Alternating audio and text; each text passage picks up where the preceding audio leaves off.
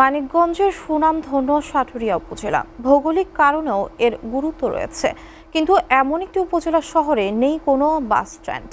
এতে প্রতিদিন জনদুর্ভোগের শিকার হচ্ছেন হাজার হাজার যাত্রী। ঢাকার খুব কাছের উপজেলা হলেও এর সমাধান না হয় ক্ষোভ প্রকাশ করেছেন স্থানীয়রা।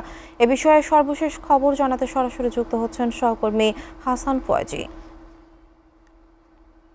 ফয়েজি, এ এলাকায় কেন বাস স্ট্যান্ড নেই, কতদিন ধরে নেই, আমাদের এ বিষয়ে জানান।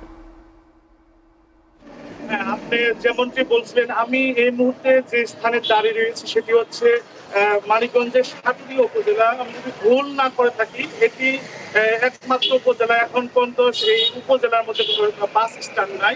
এই বাস স্ট্যান্ড না থাকার কারণে এই সাটুরিয়ার 9টি ইউনিয়নের প্রায় কয়েক লক্ষাধিক মানুষের কিন্তু জনদুর্ভোগ চরমে পৌঁছেছে। এখানে শুরুতে জনসেবা বাস সার্ভিস নামে সেটি ঢাকার গাবতলী থেকে যে সাটুরিয়ার সীমান্তবর্তী অঞ্চল, সীমান্তবর্তী গ্রাম ধামরাই উপজেলার নান্দশ্রী গ্রামে অবস্থিত ছিল।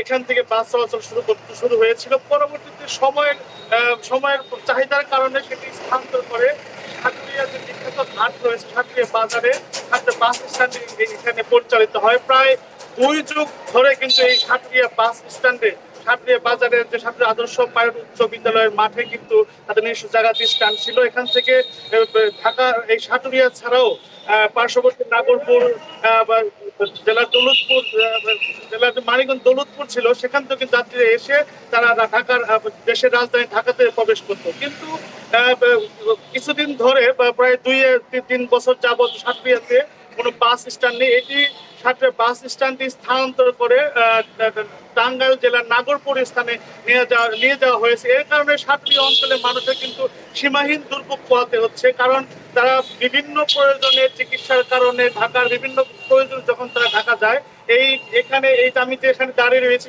এই সাটুরিয়ার যে মূর্তি রয়েছে, এখানে নাগরপুর থেকে বাস আসার পর তারা যখন সাটুরিয়া মানুষ যখন বাসে উঠতে যায় তখন কিন্তু তারা সিট পায় না, তারা দাঁড়াতে পারে না, বাসে উঠতে পারে না। তো তখন তারা বিকল্পভাবে ঢাকা আরিচা মহাসড়কের বিভিন্ন সংযোগ সড়কে গিয়ে এই সাটুরিয়ার মানুষ কিন্তু তারা ঢাকায় যাতায়াত করে। এতে কিন্তু মানুষের সীমাহীন দুর্ভোগ পোহাতে হচ্ছে। এর সমাধানের কারণে আমরা আজকে এই ঢাকা নাগরপুরের যে বাস সার্ভিস পরিচালক রয়েছে তার সাথে কথা বলেছি। তিনি জানিয়েছেন যে সাটুরিয়ার কিন্তু কোনো জায়গা নাই, যে স্থায়ী কোনো জায়গার অভাবে সাটুরিয়া বাস স্ট্যান্ড পরিচালনা করতে তারা পারছেন না।